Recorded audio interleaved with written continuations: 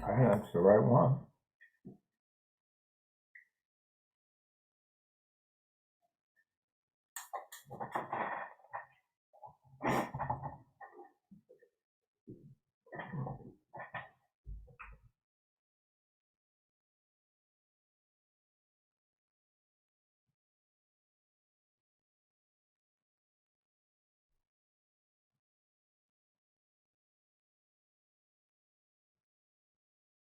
One of this.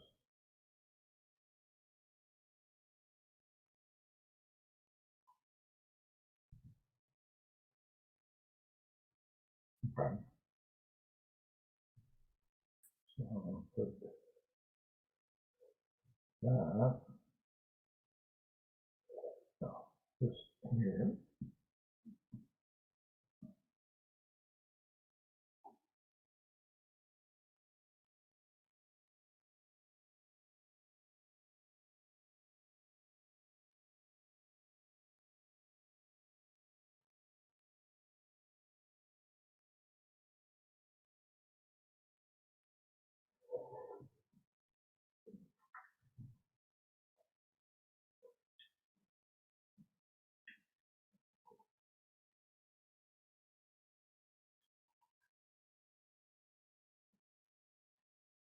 Oh.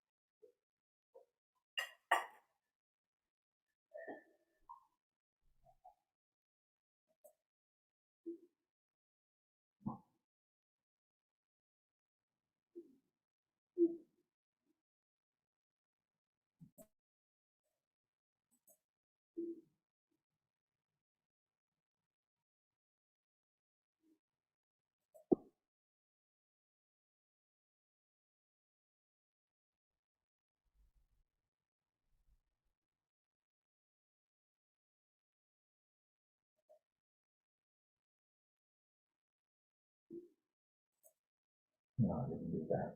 Try that again. Yes, you turn my.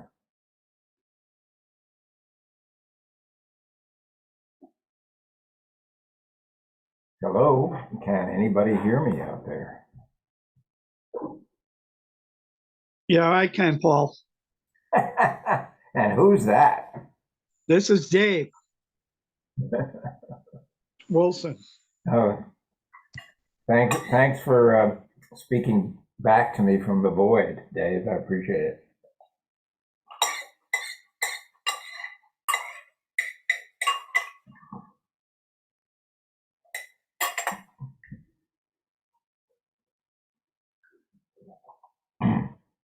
Dave, do you see my screen?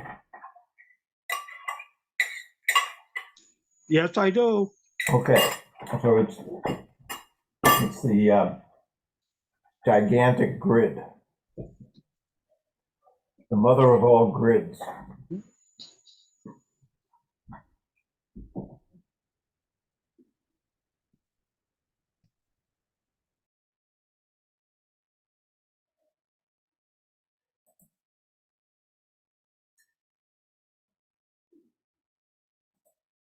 Now, what I really want is I want to be able to see everybody else, but I don't know how to do that.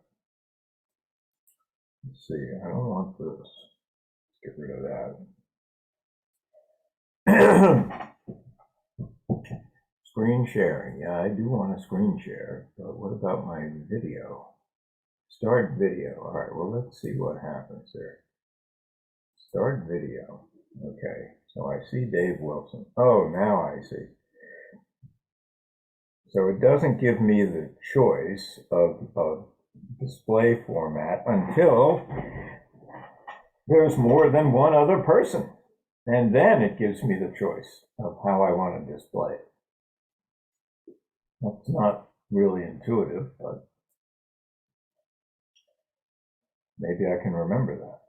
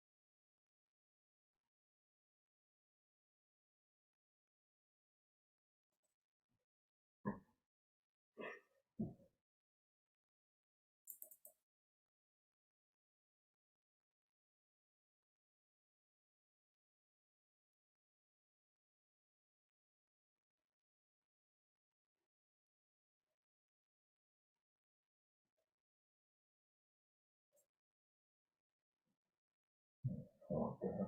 I don't want that either.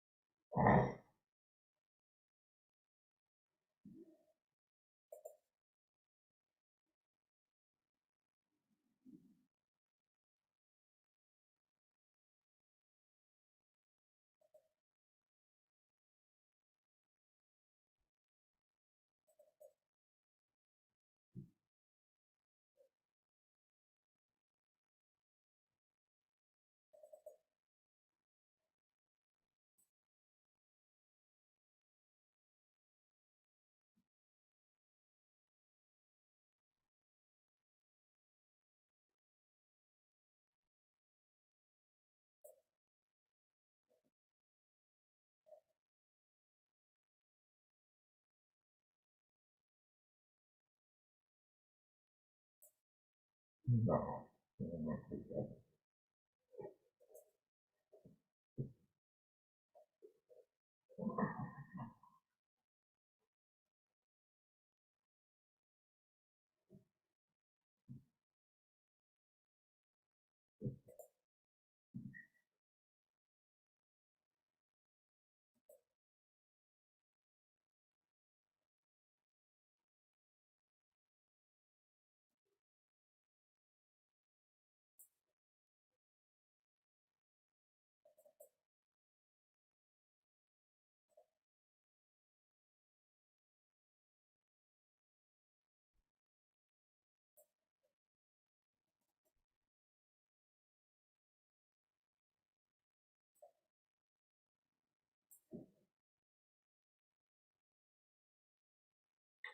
Hello, Nancy. I think you're muted, my dear. Hi, How are you? I'm okay. Good. Uh, there is a correction that I obtained from Trish about what our figures should be Okay. for open space, and she told me that she had all sorts of trouble loading it because it was for 3 years instead of 2 years, and the numbers are slightly different than what's up there. And she said she sent them to you, but To me personally? huh? You sent I them to think me personally? I think after she did her presentation, they weren't correct what she wrote on the grant, so whatever. But I don't know how exactly. I guess I should bring it up at the meeting when we come to that, to just, She didn't happen to give you the figures, did she? she did. I mean, Oh, okay, good. All I right, have them in an email that she sent me last night. good. That's perfect. Okay, When we get cracking here in 44 seconds, you can read them in, and Lynn will make the corrections on the official, and I'll make the one on the display. okay.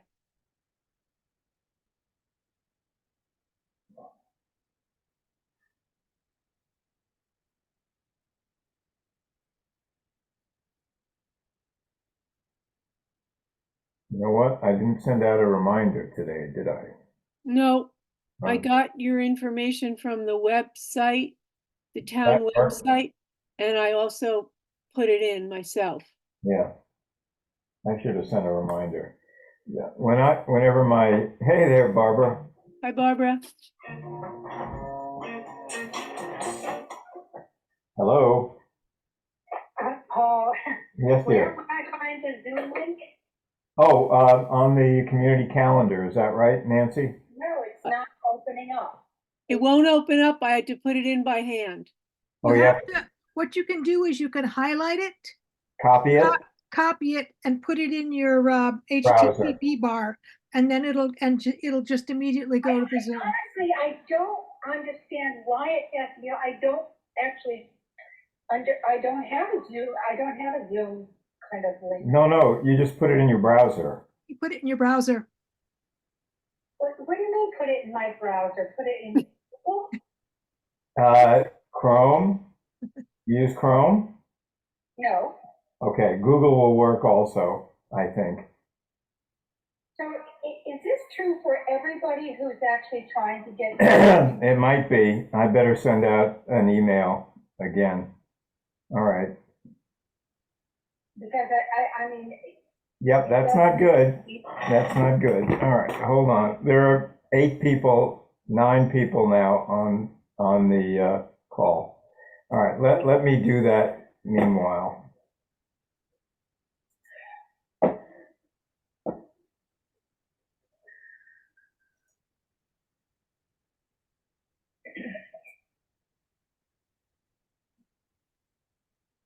Why is this not doing what I want it to do? Hello. Ellen, could you do me a favor? Yeah, what? Do you know those emails that I would send out with like about 20 people on the email list? Yeah. Okay. Could you send those people the link to tonight's meeting in a form they can click? Yep. I'm just gonna find one of your emails and respond to everybody. Yes, that's it. Okay.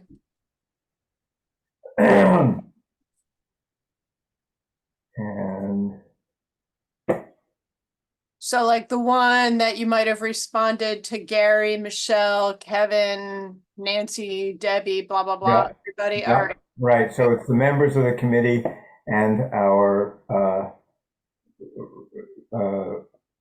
regular attendees. This is a different list, Ellen.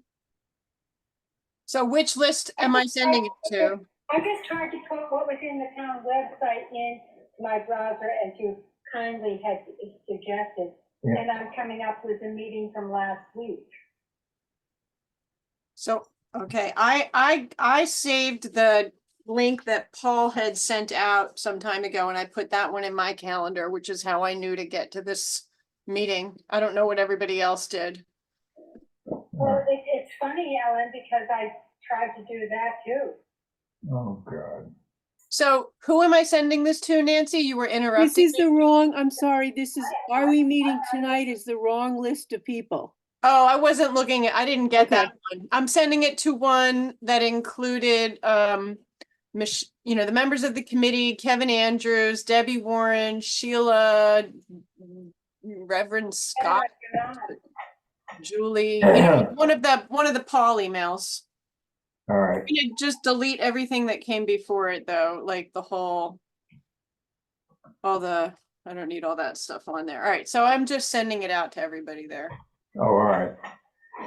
Well, I got you on. Are you? Oh, yeah, you are. Lynn's on now.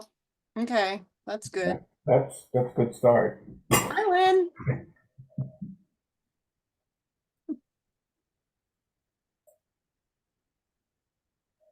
Yeah.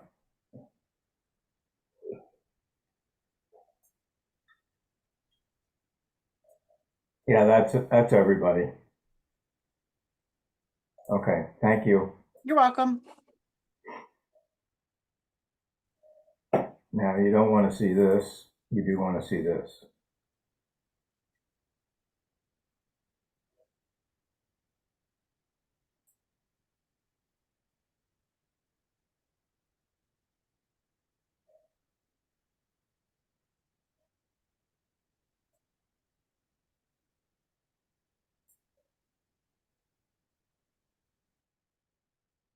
Why did this change from application number to letters?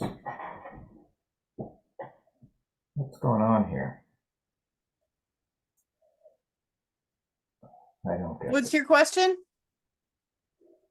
We have numbers for each one of these. Oh, there they are. Sorry, they're up there.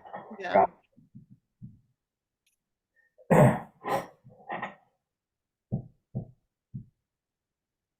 Then you're muted.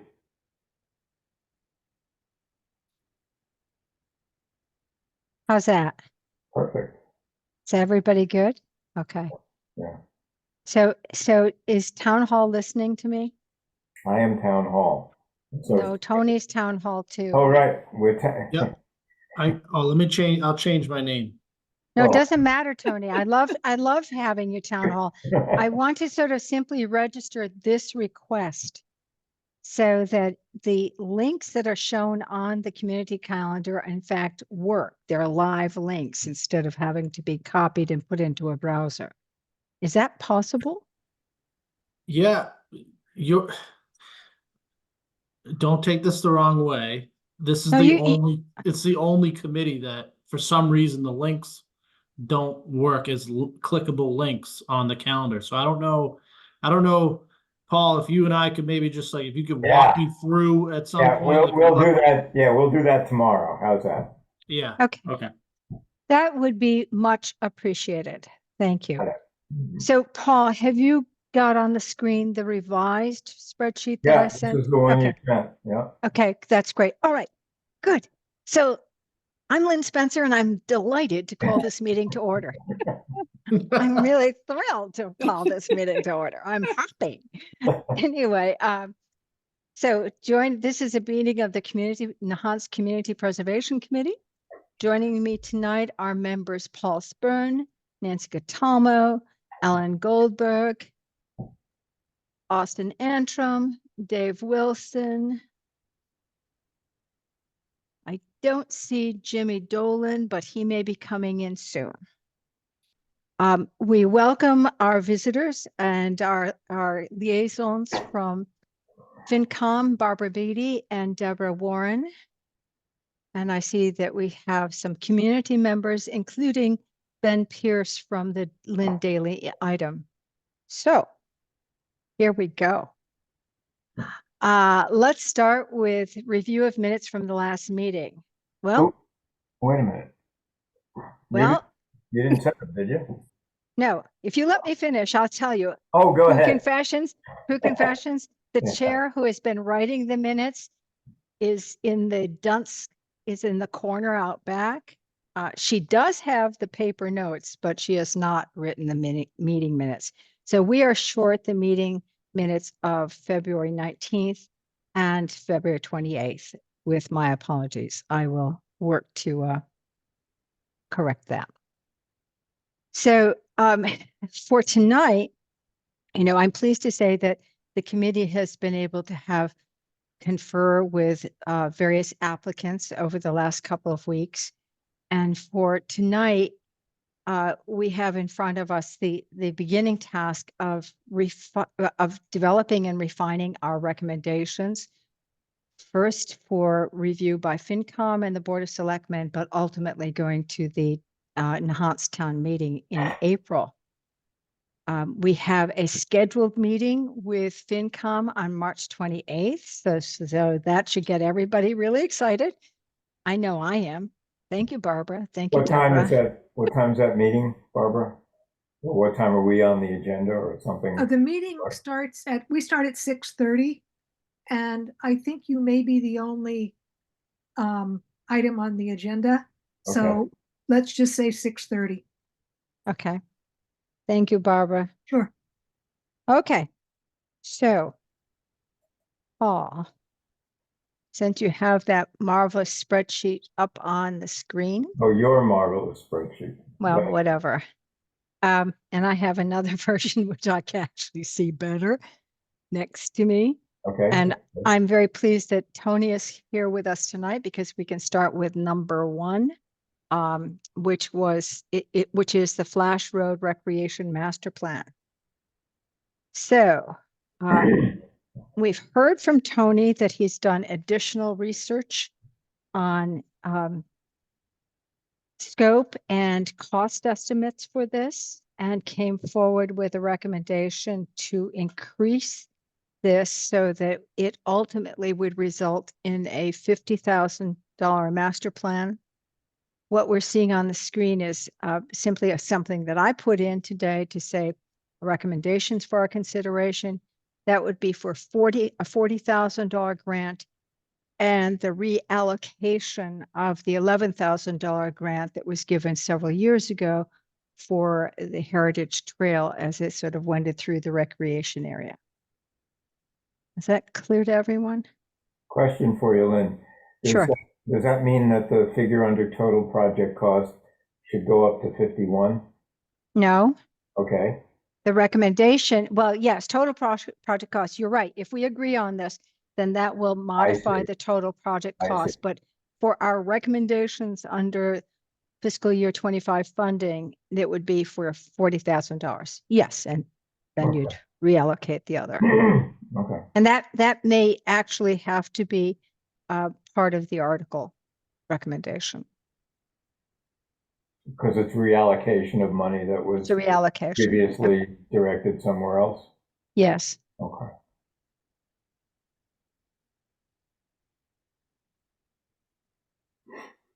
Have I captured that, Tony, from last week? Yes, and Brian said that he's gonna have a qualifications and scope of services to me by the end of this week.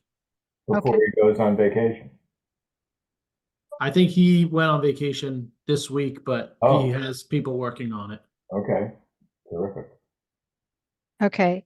But would we be correct in understanding, well, what would be the procurement process just for our interest for you? I was looking at the it's not designer for a building. It's just gonna fall under services, Mm-hmm. Yep. which I think 50,000 I think is the threshold currently. So, if he comes in a little bit under that, I don't have to worry about it. Okay. If he comes in a little over, then I think we have to put out I think we have to either request 3 quotes or actually go through like posting it in the newspaper and all those types of things. But at first I was thinking it might have been hold on. How do I get out of full screen here? Here we go.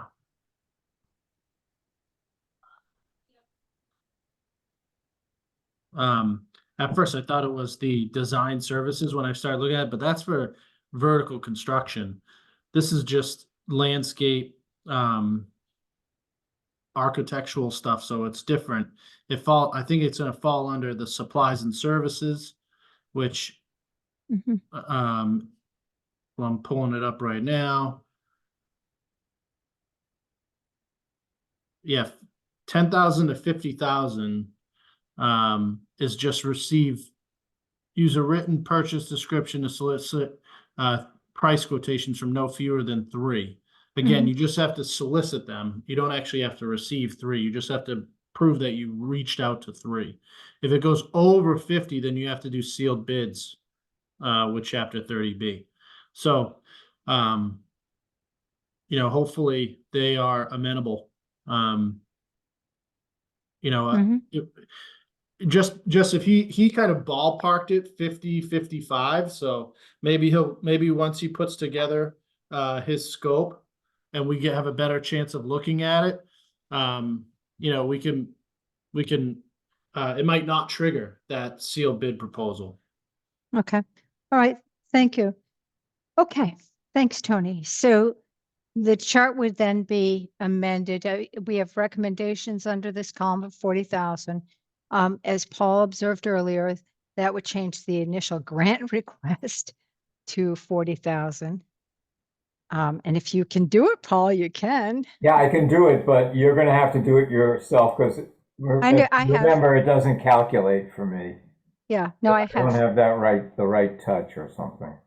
Yeah, no, I've got my big screen over here all ready to go. All right. Okay. All right, that's that. And then this becomes 51,000. Maybe we should do a grant request of 39,000. Thinking about that $50,000 threshold. I'll do whatever you want, just to. Sure. Tony? Should we stay at 50 total? Yeah. All right, so then we go to 39 on this. Does that suit you, Tony? Yes. Okay, good. All right, and then this becomes 50. All right, and the other one has to go down to 39. Mm-hmm.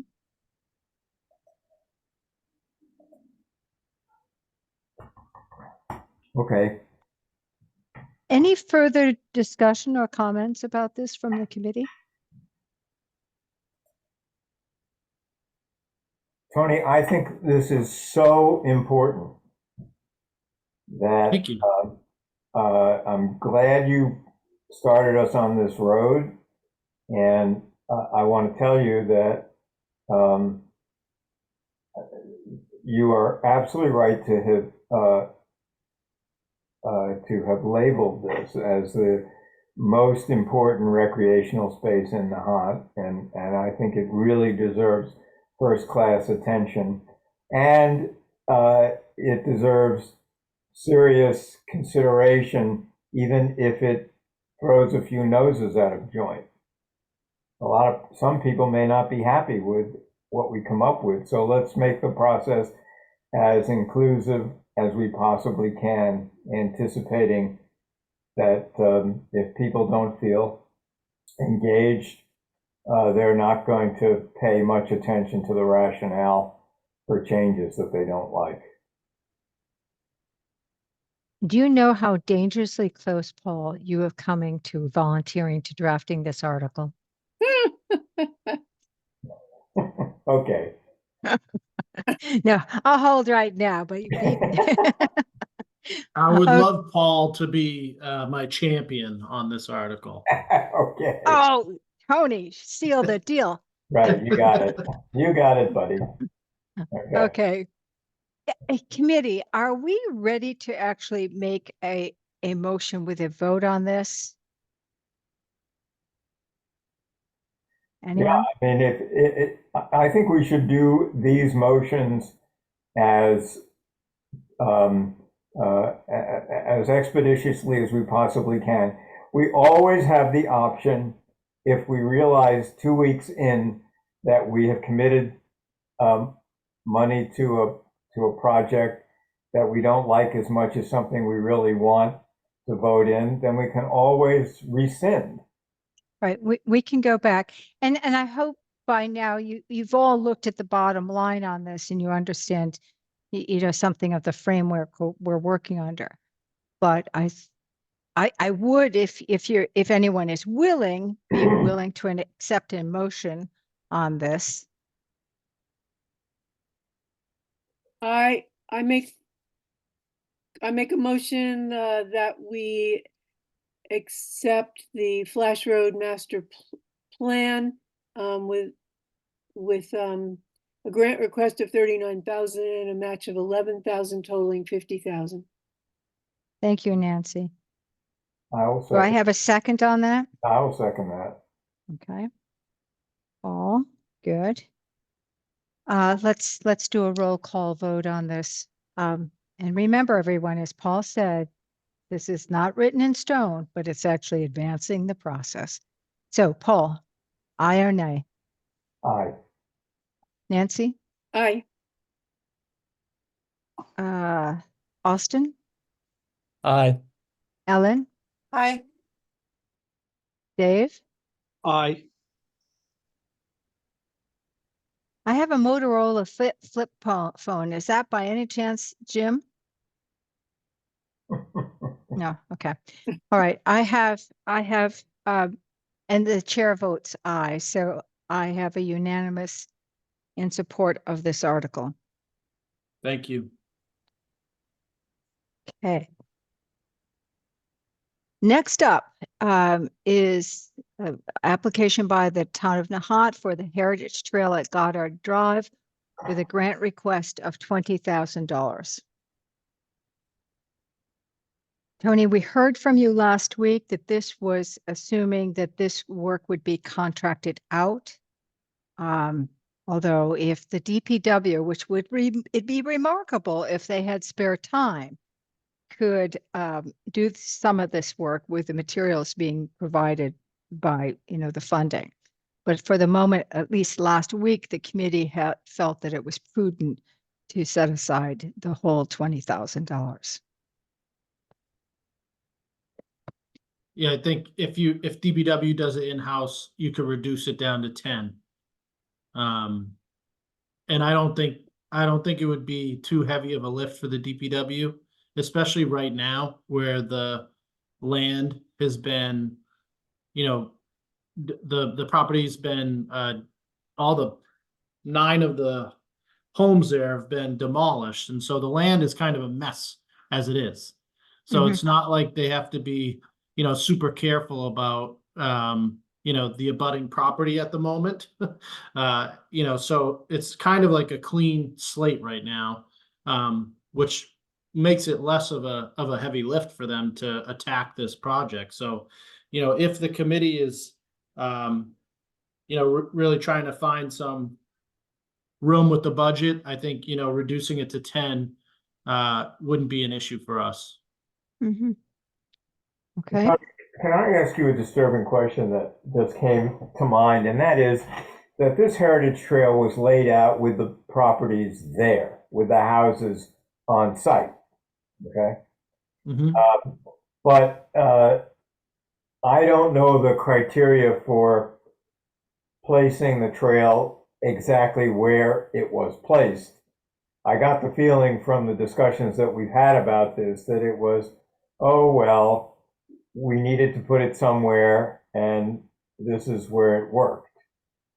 But now with the almost all of that site available, is it really in the best place now? Or would it be better somewhere else? Well, it's described in the A&R that's been approved by the planning board. So where it, you know, we kind of have to stick with that layout now. Okay. And just Paul, in terms of the topography, as somebody who has been up and down that Yes, section right, of trail, right. it does make sense. Oh, there. good, okay, good. I should have asked you also, of course. Well, just, walking the dog, Can- heading to can the I community also- garden. Yeah. Can Thank I you, also Nancy. say that, we're proposing this Flash Road master plan. And so sometimes when we're thinking about some of these things, we should think, could the master plan possibly change it?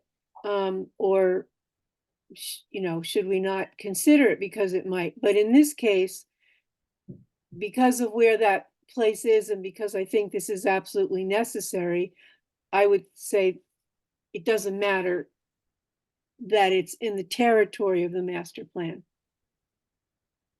Okay. Thank All you. right. Other comments or questions?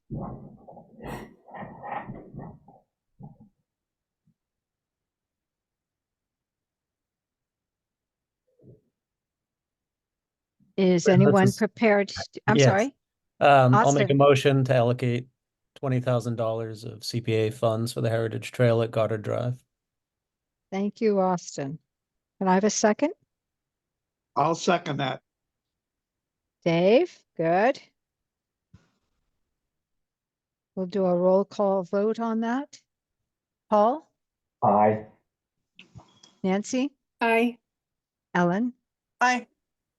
Austin, Aye. Dave. Aye.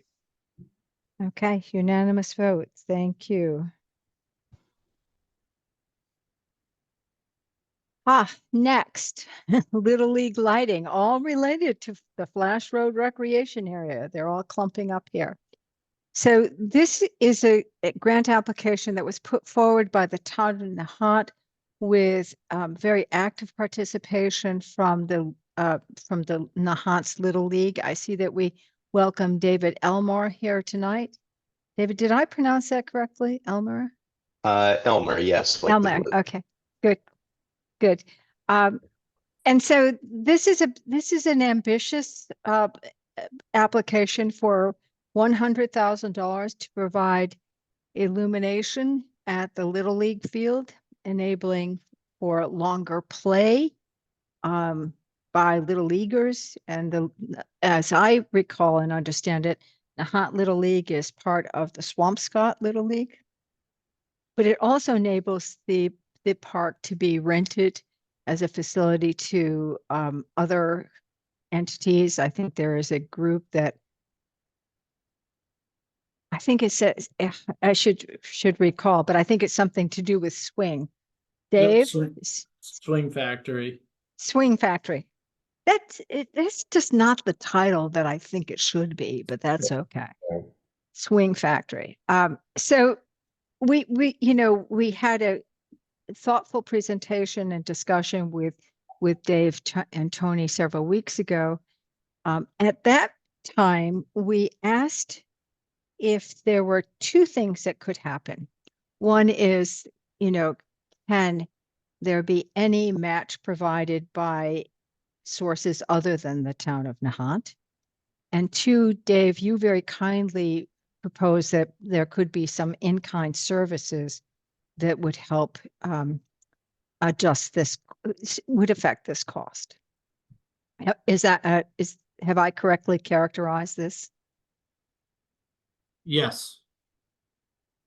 Yes. Dave and I spoke a lot this past week since the last meeting. And I brought those questions to Dave, and also did a lot of research on, revenue projections. So I asked Dave to join us tonight because, Dave, I'd like you to deliver that message, and I can get into the revenue stuff.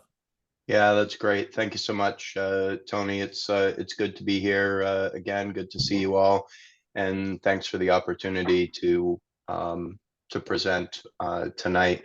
This is a really important project to the Little League. We're looking to offer $20,000 in in-kind cash contributions and are willing to support the project with additional in-kind services that may range between $5,000 and $15,000. Having the ability to play games at night under the lights, in addition to being a really cool thing for the kids to experience, really helps with our scheduling and our ability to get all of the games in. Nahant's very fortunate to have this this resource. It's the best draining field in Nahant or Swampscott combined, and it's as a field, it's usually the first one that's ready among many communities around us. And when you run into rain, we have a lot of kids participating in this, and as a result, scheduling all of the practices and all of the games is really quite a feat. And we utilize all the fields that are available in Nahant and Swampscott to do that. You can imagine getting 2 or 3 days of rain, and how many of those practices or games need to be rescheduled. So in that regard, it would be a huge benefit. Night games typically occur now over in Swampscott 3 nights a week, typically Thursday, Friday, and Saturday. Those Thursday games are generally done at 9 o'clock, and the Friday and Saturday games typically stretch till 9:30. In addition to the spring typical Little League season, having these resources available would allow us to host some more of the all-star games and some of those activities for the kids, and could also be utilized during the fall baseball season. Excuse me a second, Dave. Lynn, would it be all right if I ask Dave questions while he goes along? Or would you? No, please interrupt and fire away. I want to know what the chair's notion about this presentation is. Is it okay? No, I don't care. I think if it's okay with Dave and Tony, let's sort of jump in with questions. Okay, all right. I want to get a little more detail about this. So, games with lights would end at 9 o'clock on weekdays and 9:30 on weekend days. Is that right? That's currently what the schedule is at the Swampscott fields. Well, is that what you anticipate in Nahant? Well, if that was a barrier to getting approval, would certainly be willing to look at adjusting those. But no, I'm just trying to get an overview. So yes, please. You think that parents would be happy to send their kids over, knowing that they would be playing till 9 o'clock on school nights and 9:30 on weekend nights, which I would include Friday and Saturday rather than Saturday and Sunday. But that's your decision. But is that right? You think the parents would be happy with their kids playing till 9 o'clock at night? I think there are a couple of Little League parents, former Little League parents on here. I can't speak to that. My sons are 8 and 5, so they haven't had that opportunity yet. I do know that that's when the games are scheduled, and if my son gets the opportunity to do that on the occasional Thursday, I'm going to be excited for him. So yes. Yeah. So okay. So a lot of parents would say yes, and you're not sure everybody would, but you think there'd be a lot of enthusiasm for them playing until these hours. Is that right? I do. Okay. If they play until 9 o'clock on Thursday, what time are they going to start? Games are typically 90 minutes. Okay. 90 minutes. Yep. All right. So they would start at 7:30. Yeah, and they'd Okay. probably be there warming up around 7. 7. Okay. And is there going to be another game beforehand? There may be. Yeah, well, what time do your games start now? The game started at a variety of times. We have 3:30 50 kids in the program.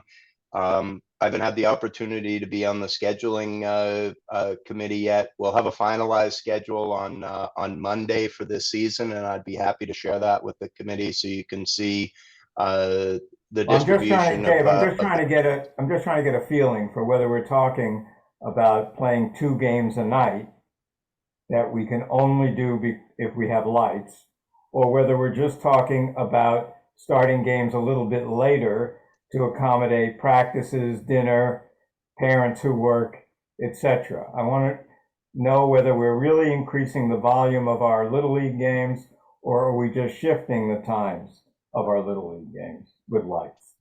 increasing volume. Okay, so that would mean you'd have to have 2 games a night. You can't have 1.5 games. You can either have Yes. 1 game a night or 2 games a night. Yes. Okay. And that's gonna What- change, Paul, that'll change too, like as far as how the lights affect that.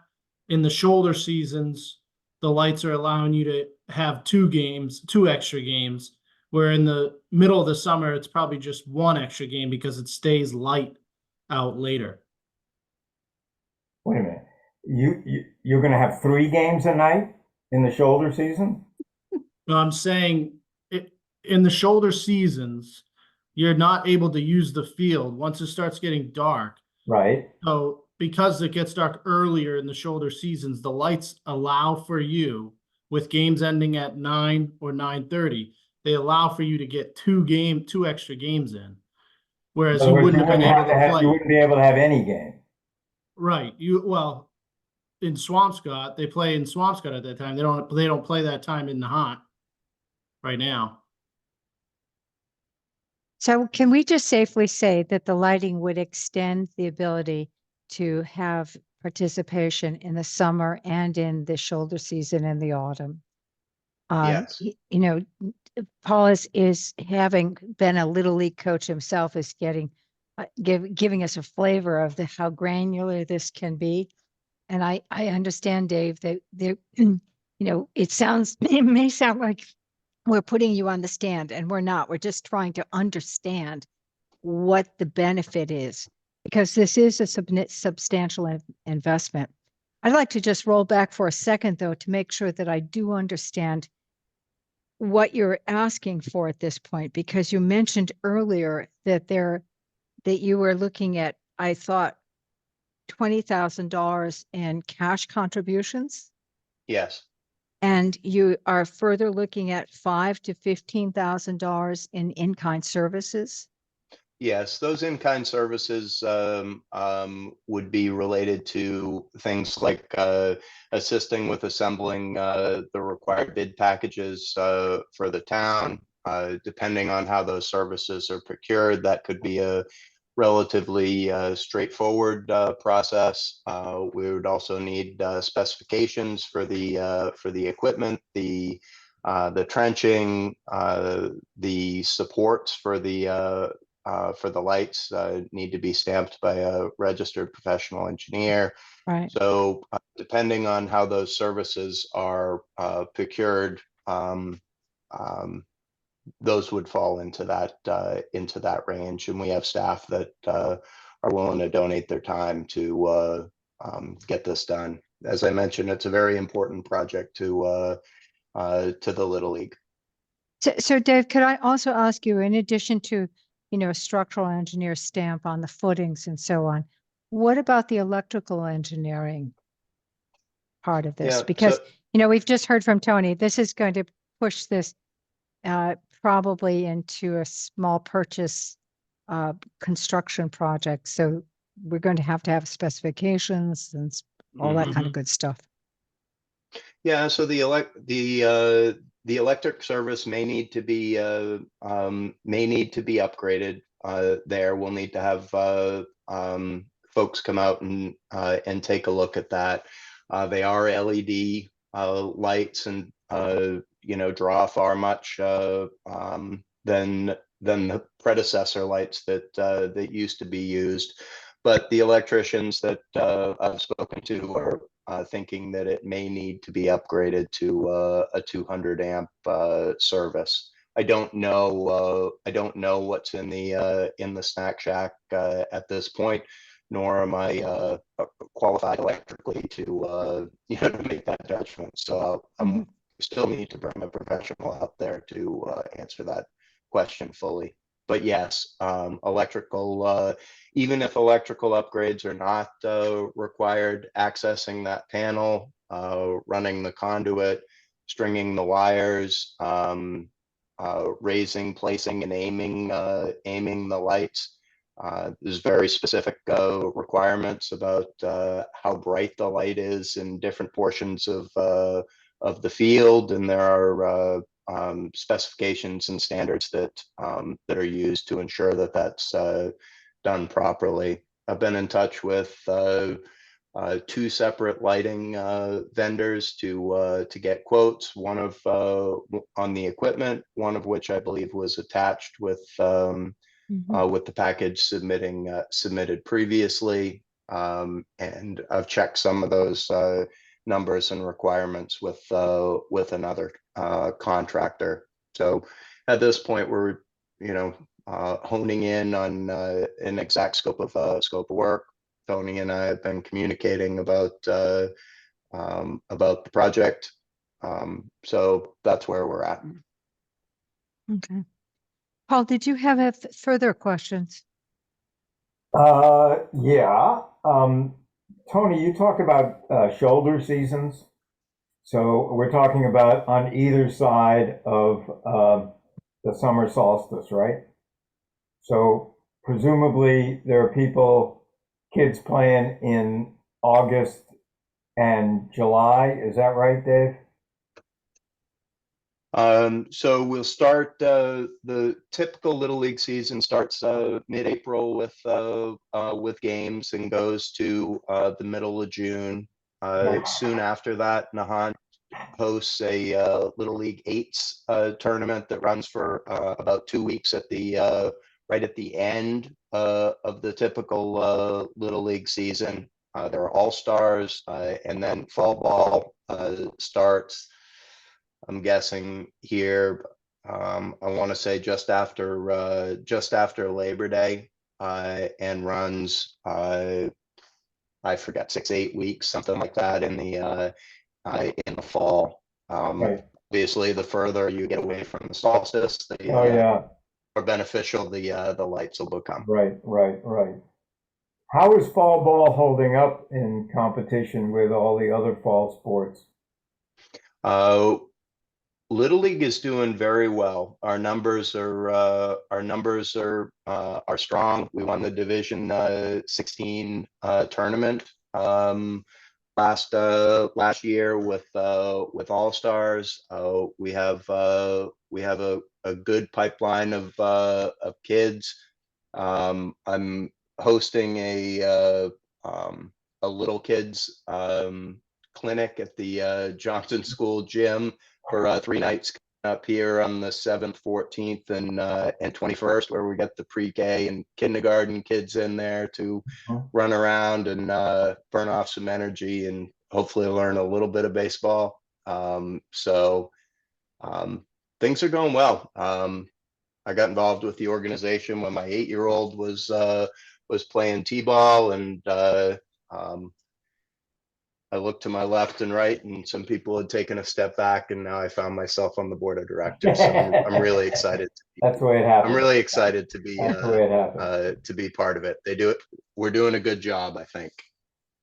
Okay. What do you charge families for their kids to play Little League? I think it's $165. If I can text somebody here while we're on. We do offer a number of scholarships every year to families that families who want to play but have financial need. I think it's $165. That per child or per family? Per child. I believe there's a discount for the second child. Okay. I just wanted to get a feeling for the ballpark. Yeah. Then I've taken up too much of the committee's time, so that's it for me. Okay, we'll let Thank you, other, thank you, Dave. we'll let others throw a ball into this court. Sorry. I Tony?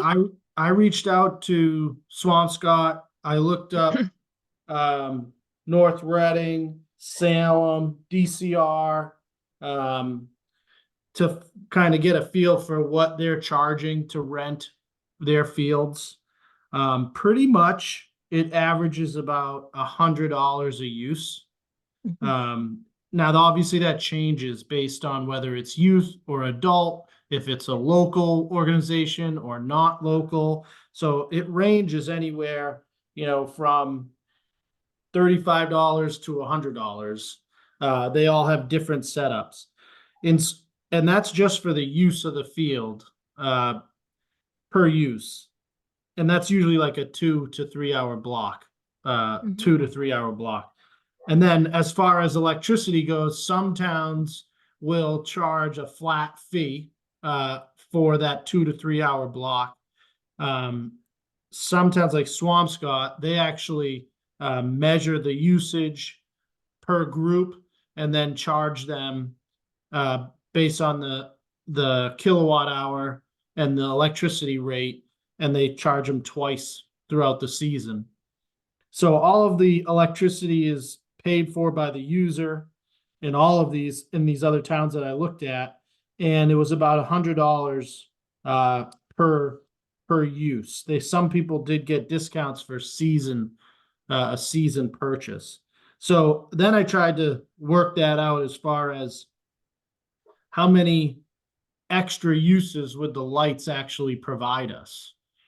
And if you go from mid-April to mid-September, there's 23 weeks there, 161 days. If you split that between, 40 of those days, you're going to get 2 extra games. 120 of those days, you're going to get 1 extra game. It's about 200 extra games. Yeah, but we're not. Then you want to back out. What's that? Then you want to take out your own usage from that. Right. Then you want to back out like what Little League would likely be using, because they're going to get first dibs. And David, you gave me some idea about how much you guys would use the field 3 times a week, mid-April to mid-June. But then you were just talking about some fall ball stuff too. But would you say that's about, as far as like games that would be under the lights, that's ranging between 30 and, I don't know, 50 games? Yeah, I mean, somewhere in that vicinity is is reasonable. It certainly depends on all kinds of variables, right? Maybe fall ball doesn't use the lights. Maybe there's going to be a gap later in summer where all those nights will be available. Swing Factory was, as we discussed, was willing to pony up a lot more than $100 per use. So, but in general, yes, I agree. Yeah, so you're looking at maybe, if you take out the Little League's use, another maybe 100 extra games, maybe 120 extra games at $100 per use. So, it's $10,000 to $12,000, but that's at a very, very high level, I think, conservative number. Also, that's if you were to actually fill them all. I think when you have, I don't think you're gonna fill everything, but I do think that if you, with the lights, it might attract more leagues to commit for a season, because they know that they have that extra availability to roll into. If they need to reschedule games at the end of the year because of rainouts, they're going to be able to get it in because they're not restricted by that daylight issue. So it's something. it's not a cash cow, but it's certainly something.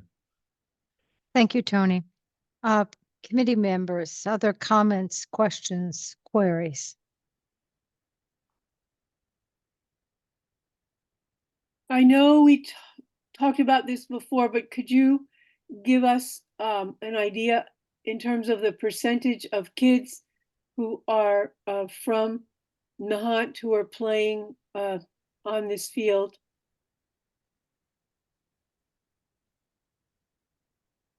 Swampscott's Little League is bigger than Nahant's. The reason that we merged with Swampscott is some of our kids, particularly at the majors level, we couldn't field a team. Now those numbers go up and down, very up and down relative to classes, the number of kids, etc. We don't currently have a sixth grade in the school, as an example, because there were so few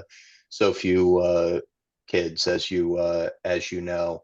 A percentage basis, if you're including the T-ball folks, a third, a quarter to a third, maybe. We have a lot of kids in the T-ball program, and all of those kids use the Nahant fields exclusively. So the younger kids don't travel to Swampscott. Everybody walks over there on Saturday morning. You go from soccer to baseball, and then the rest of your day. As you know, for the majors, how many of those kids is probably a lower percentage. I'm sorry, I don't have an exact number. That's my best guess. No, that's okay. And obviously T-ball kids would never use lights. Correct. They're out there on in the morning. That's right. Yeah. Thank you. So Dave, when you mentioned that there were 350 kids in the Little League program, is that that's Nahant and Swampscott? Correct. Yeah. Okay. I'm sorry. So you have T-ball and you have regular Little League. You have minors? Yeah. So there's T-ball, instructional. Yep. Which is coach pitch, then Yep. farm, which is kid pitch, then minors and majors. Oh, okay. So you and we also run a softball program as well. There aren't as many kids playing softball as baseball. I think there's 30 or 40 kids in the softball program. all from Nahant? No, total. Oh, total. Okay. Yep. So would I be right to say there are 5 potential team memberships, and on average, are there 5 kids, 10, 15 from Nahant on each of those teams? So there's 5 leagues. So the 5 that I just listed. Yeah, right. At the minors level this year, we will have 5 teams, and we're running a little winter clinic right now up in Danvers. And how many Nahant kids are there for that group? 7 or 8 for that group. Maybe a little more for the division up from there. Okay, so 7 to 10 kids at each level, more or less. Except there's probably 30 kids for T-ball. Oh, there's 30 Nahant kids playing T-ball. Yeah, there's a whole herd of kids down there. Yep. Terrific. Okay. All right.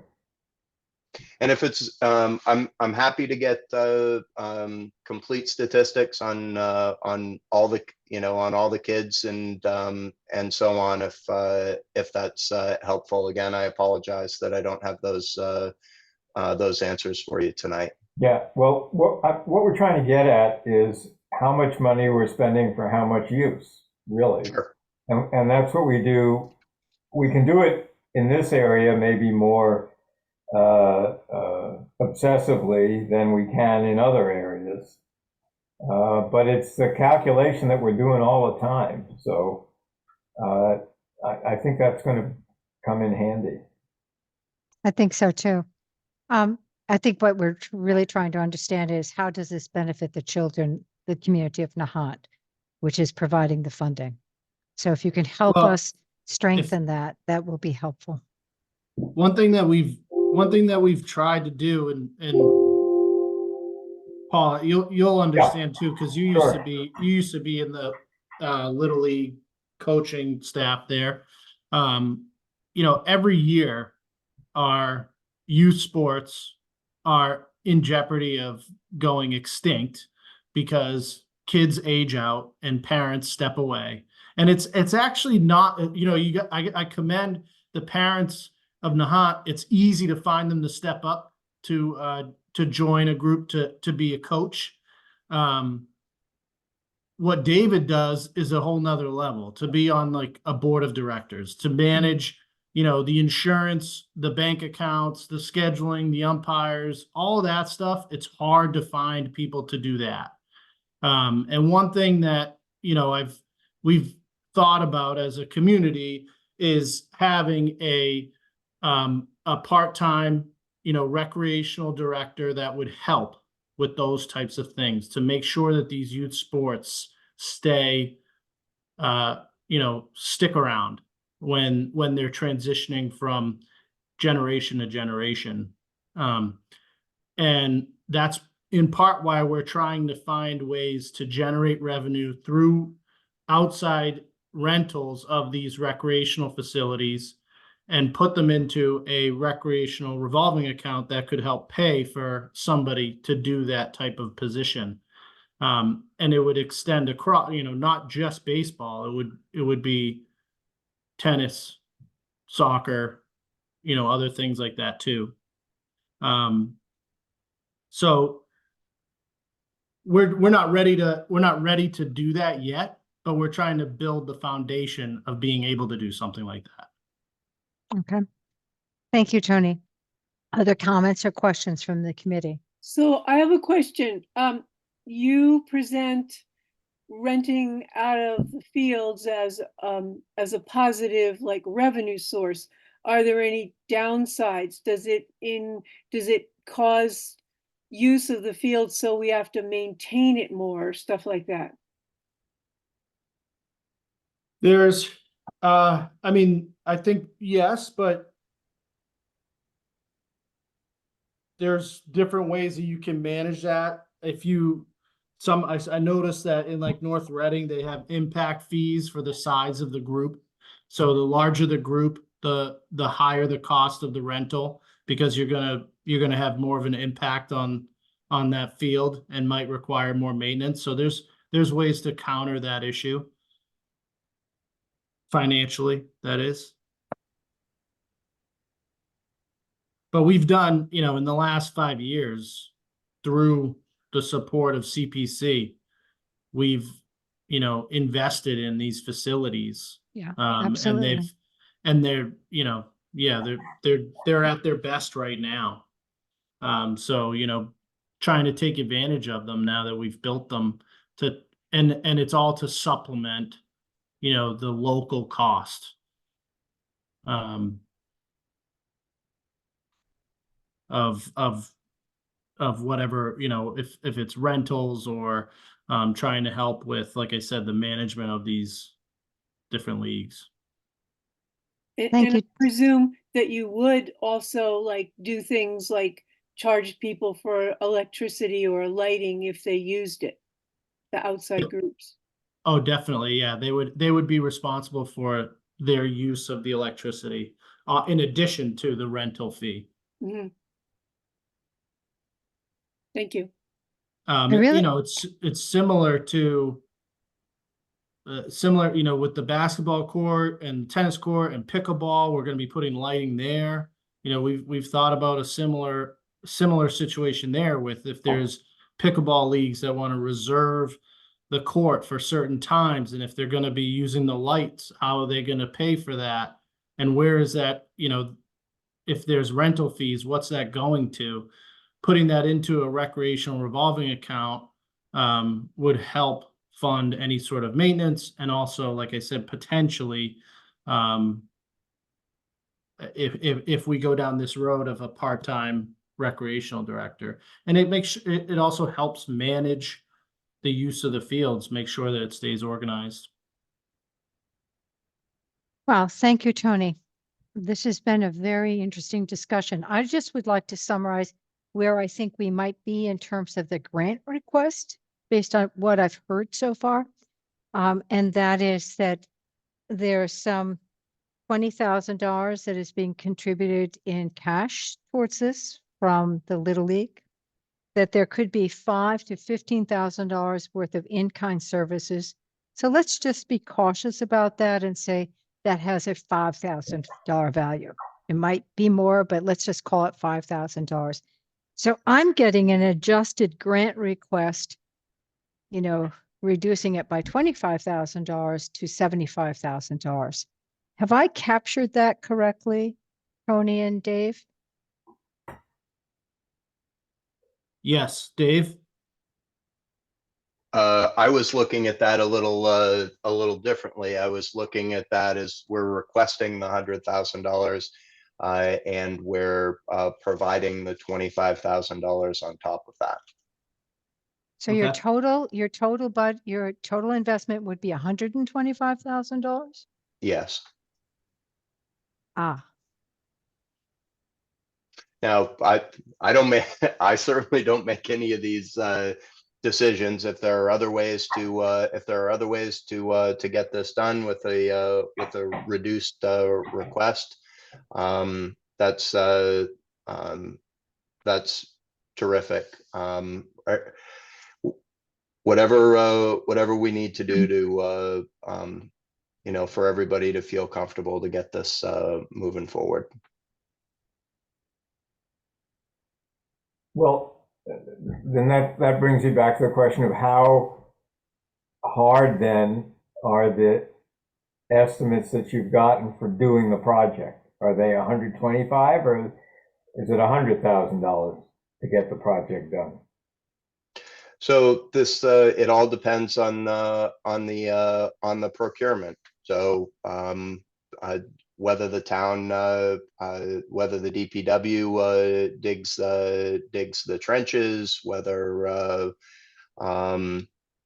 the lighting is procured as an equipment procurement, and the DPW does the site work, or you calling a concrete truck to the site to place the concrete, but the forms have been done by somebody else. I mean, there's a lot of variability here, and I'm not sure what municipal resources would be available to do that. I'd defer to Tony to the extent that that any help can be given in that area. I think the answer is that we are confident with the request, and that we would do everything we can to stay within that budget. so I'm just looking. Yeah, I'm just looking at the grant application again. I think what I would suggest is this, because when we met with you before, and I'm talking about the global you, Tony and Dave, and it was actually Ellen who brought up, as I recall, can you do something to add to this budget that is going to actually decrease our grant amount? So I was reporting what I had heard. I'm looking at the grant application, and what was being initially requested was $100,000. And that was based on the quotes that were provided. I don't want to put you on the spot right now. I think given this conversation, Tony and Dave, I would ask you to return to your grant application and your scope and be able to the best of your ability, verify these costs. Now, this is always the problem with CPA grant applications because you haven't gone to bid, you know, you're doing things based on an educated guesstimates. But I think there's a big difference between asking for $100,000 a couple of weeks ago and now asking for $100,000 with a $25,000 on top of it. And that's not what I had understood from this application.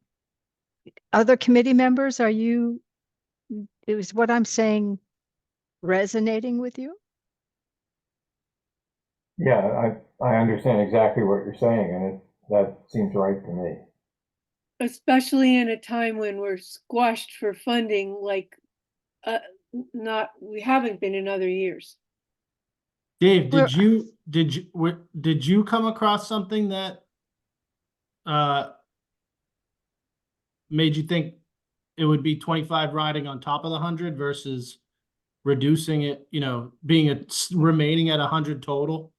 Yeah, so I thought that I'm sorry, Ellen, I thought the ask from you was to provide some additional money on top of that. So I thought that's what we were asking for. I now understand that the ask was to reduce the grant request with additional funds.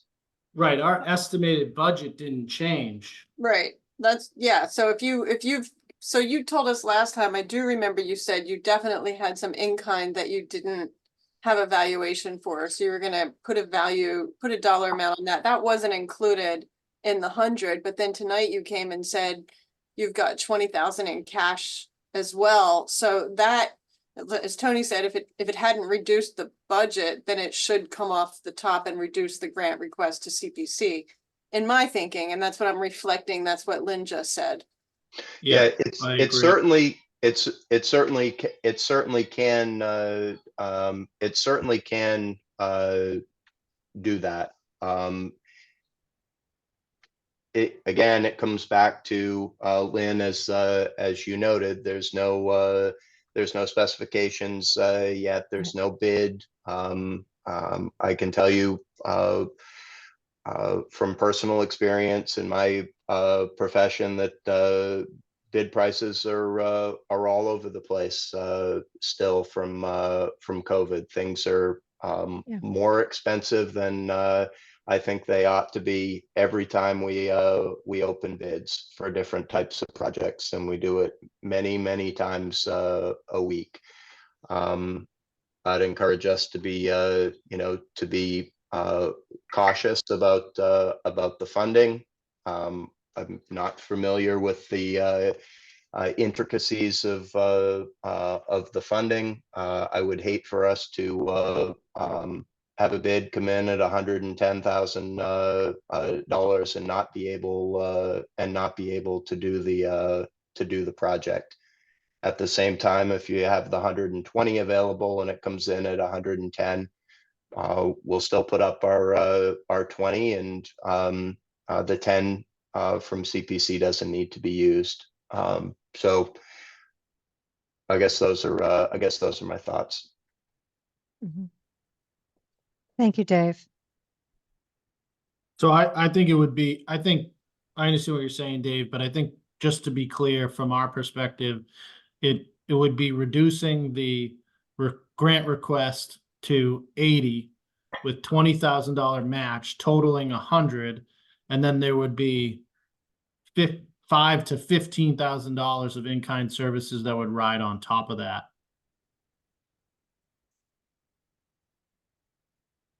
That could be one way of thinking about it. What I am suggesting, because this is a big number, and you know, it's something that has had a lot of thought and effort put into it by Dave and Tony. I'm suggesting that the committee set this aside for right now, ask you to go back and just check your numbers again, and the sources of those quotes. And by the way, Dave, in my profession, I'm with you too. I mean, especially on electrical, I've been finding, and lighting, I've been finding some curious costs. So I'd rather have you come back to us next week, take another dive at this, feel as assured as you can be, and we'll take it up next week. That's fair. That sounds good. Okay. Happy to do it. Thank you. And thanks for coming in tonight. I wasn't thinking that we would be seeing you, and we've certainly learned a lot from you tonight. And we really appreciate your commitment and participation in Nahant's Little League and recreational activities. Thank you, So- Lynn. Thank you, everybody for having me. I'll certainly work with Tony. We'll roll over those numbers a couple more times, and I look forward to being back here. To close, I think this is, as was noted earlier, that's a little bit of a unique request where you can attempt to tie a certain number of people and uses to a set of dollars, and that's a little bit different than some of the other asks that are on the list. It's not just the children who play; it's their families and extended families that come out and see the games under the lights. It's a good experience for everybody, and I'm hopeful that we can have that here in our community. So thank you again.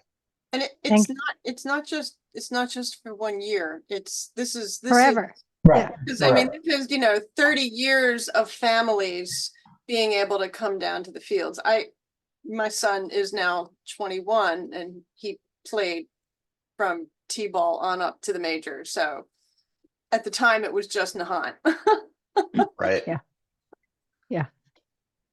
Thank you. Thanks a lot. We'll see you next Monday, I hope.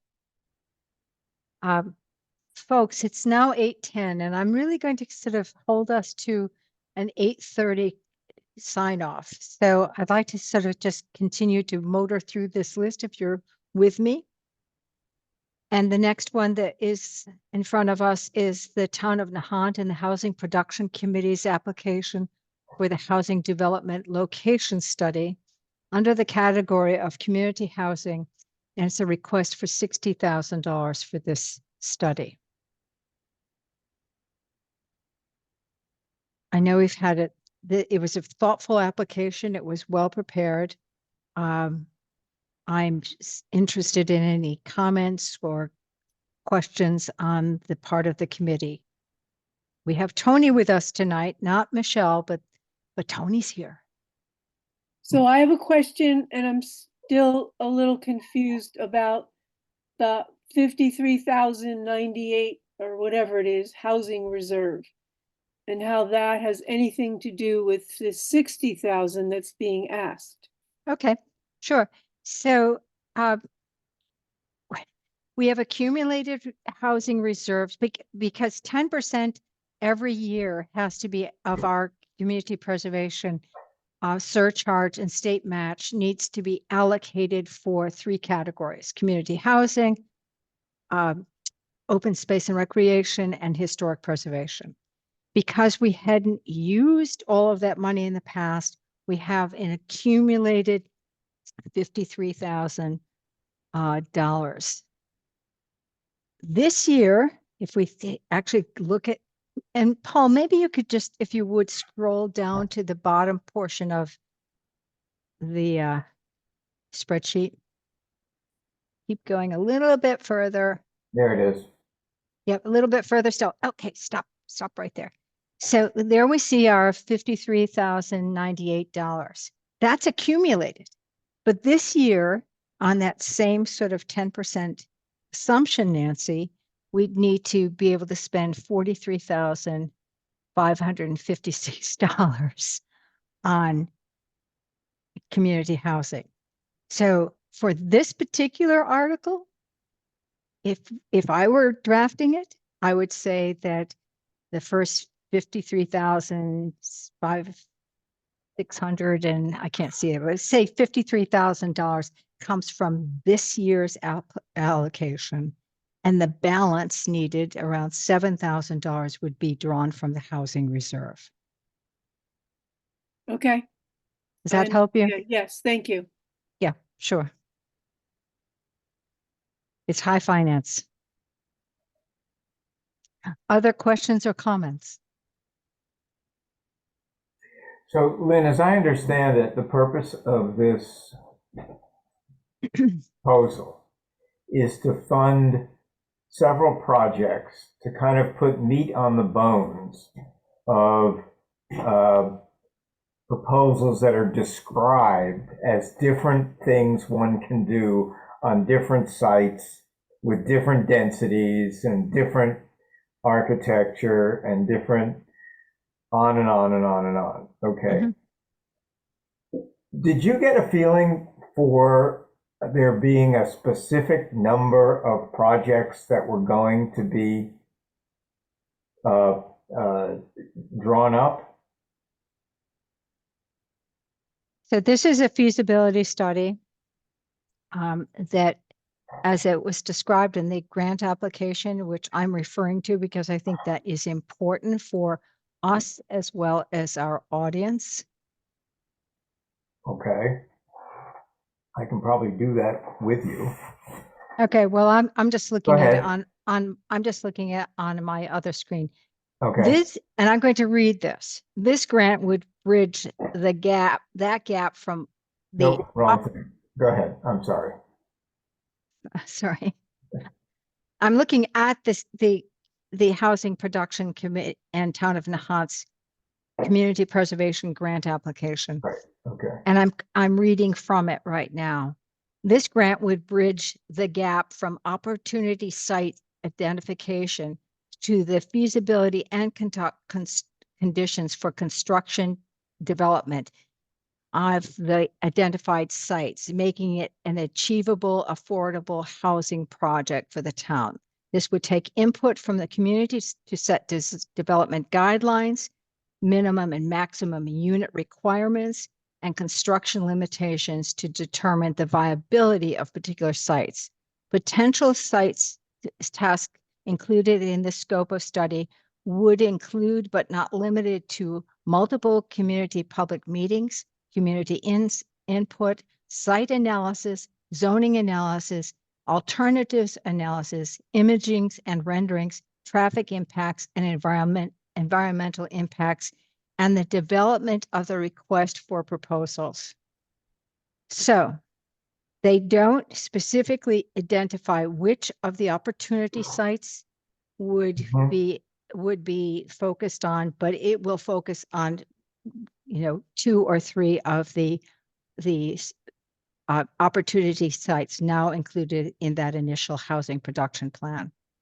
That plan is still under review with final edits, and will be before the Board of Selectmen and the Planning Board in the foreseeable future. The research that I did, speaking with, in particular, I think it was Davis Square was the firm that I spoke with. Yeah, it was Davis Square. That dollar amount was for like accomplishing all those things for one particular property, not picking a property at this point, but that was the price it was estimated to cost to do those things for a property, a development, and ranging, 25 units or less. Once you got over 25 units, it would be much more, according to them. So I think then we talked as a group about which properties would we possibly be considering.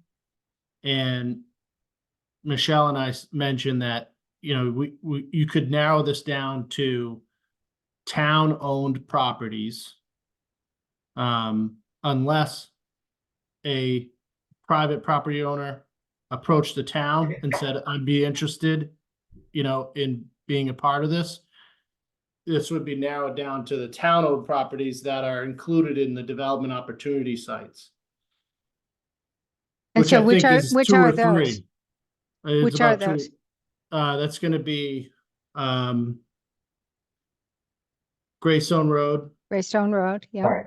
Can you tell me, Uh, I'm sorry, I'm not as knowledgeable about town geography as you are. Where's Greystone Road? Behind the Spindrift, behind, south, below the, cell phone tower.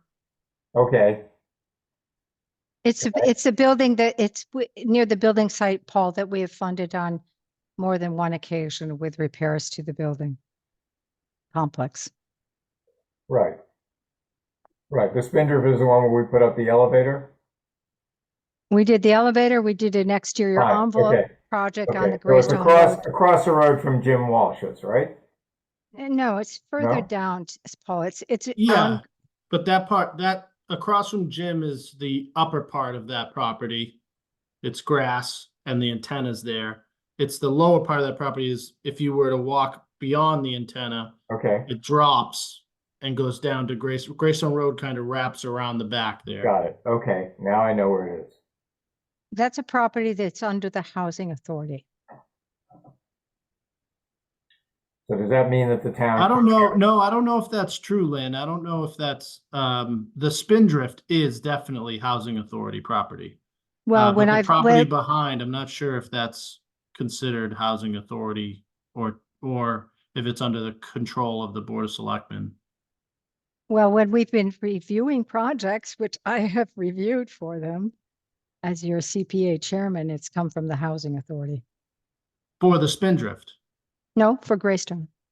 Oh, and the existing units on Greystone Road, yes. Yes. Those, right, I'm talking about the land behind that, Mhm. that's vacant property. Okay, good. Then that's a good distinction because that is Yep. town of Nahant, and that's the part of the property that had been considered for cemetery expansion a few years ago. Mm-hmm. Okay, That's one of them. Let's see. Just want to pull this up real quick. but the limitation on this particular feasibility study would be for 25 units or less. Yes, that's based on the price that they estimated when he was putting together a price for me to include on this application. That was his first question was, how big of a development are you talking about? And it really, spikes once you get over that 25 unit. I don't think that we're talking about anything larger than that. So I felt that was a safe approach. Thanks. So I just want to answer the rest of Paul's question here. Right, and you said then there are other locations? Yep. Hold on a second. That would be under the town's control. Yeah, Yeah. Well, Coast Guard housing site, Fox Hill Road. It's Fox Hill Road rear. That one would be very hard to explain to you, Paul. I'll have to show you on a map. okay, There are housing authority properties listed here, but again, the housing authority would have to approach the town of Nahant and say, hey, we'd like to be involved in this. Can we look at one of our properties as part of this study? They have not done that to this point. So Lynn, to your original point, you're probably deciding between 2 or 3 different properties, but you're probably only going through the process on one of those. but conversely, if you're talking about a small site, such as the Fox Hill Road site, which is quite small. I mean, that's why I kind of thought, oh, on town-owned property, it could be, maybe doing more than one, but Yeah, I hear what you're saying. I hear what You're you're right. saying.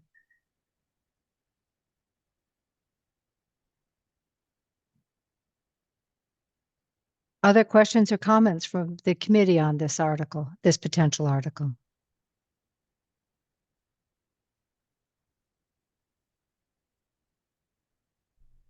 Tony, am I wrong to think that the plans that were drawn up for the use of the Coast Guard site 10 years ago couldn't be used just the same way this the other site you described are being used? Then we would have two for the price of one. Well, that's that's an interesting premise.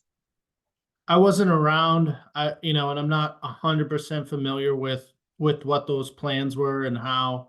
But certainly you would look at that if you were to explore Coast Guard property. You would look at what was done in the past and use it as like a starting point. But I'm sure it would, if you were to go down that road, you'd need to update it anyways. Right. I think that's true. I being the relic that I am, Paul, I was involved with that. And because that was looking at the entire site, I think we are now in a situation where we may be looking at, not the whole 3.5 acres, but perhaps less acreage. But I think Tony's quite correct. There's probably value in looking at that study and seeing how some of it might be applicable to a potential town-owned property site. That would be after the obligations of the town meeting to repay the loan. And more recently, the mitigation, the demolition and the removal costs.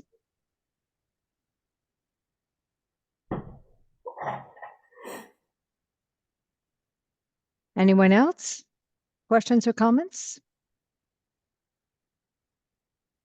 The reason I made the point about publicly owned property is to reiterate the comment that the non-town owned property in the housing production plan that's listed as a development opportunity are not sites that the town would be actively pursuing to push for development there.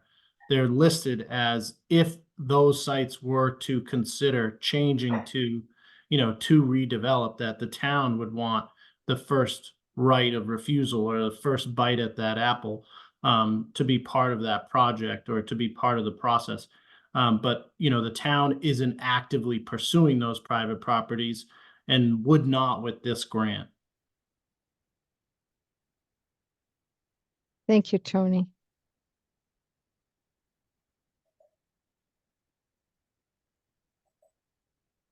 That's just been a concern that we've heard, so I just want to make that clear. I think that's important. Thanks. Any further comments or questions from the committee?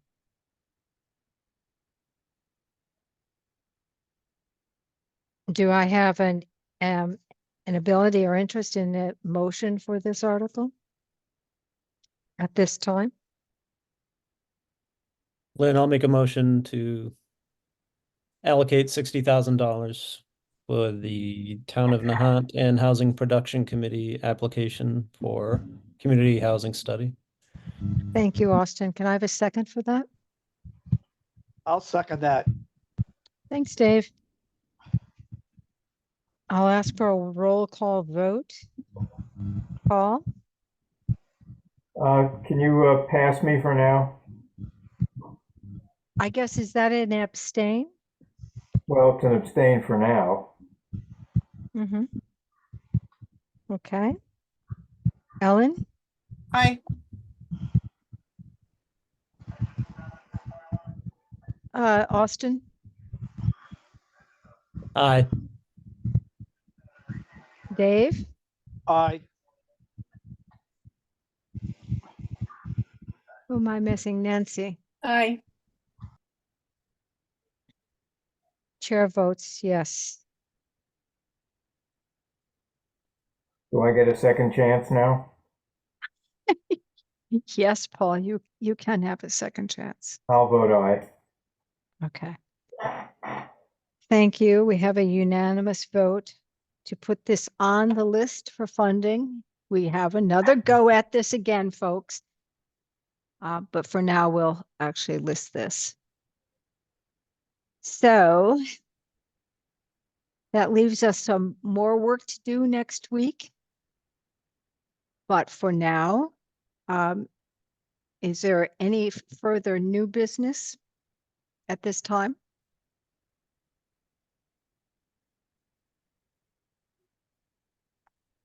I emailed you, Lynn. I don't know if tonight is likely not the right time because of the timing, but I did want to get on the agenda a review of the online application so that we can make improvements for next year. So I Thank have you. a document I've been keeping notes on through all of our meetings, trying to Mhm. capture the improvements that people have been mentioning. I've also been emailing with Nancy about it, so just want to make sure we put that on the agenda at one of the upcoming meetings so that we can move forward with the improvements before it gets away from us. I really appreciate hearing from you, Ellen, on this, and thank you, Nancy, as well. So we will put it on the list of things to do. It probably won't be next week, but we will definitely get to it before we get finished with this cycle. Thank you. Could I just ask that maybe we ask the people who submitted grants this year in the interim period to give us feedback, so Yeah, we would have good that idea. when we do consider it Mhm. before they forget? So Nancy, I would suggest that maybe you and I meet offline and just Yes, have like maybe up to 5 questions that we want to ask people. And then give them also an opportunity to provide, non-scripted feedback. yeah, great. And then we would have that data when we talked about it. Yeah, okay, that's a good idea. So you and I will just find a time to talk outside of this meeting. Right. Wow, thank you, you two, for doing this. All right. Well, with that, I will ask for I'll ask if there's anyone else with new business for tonight.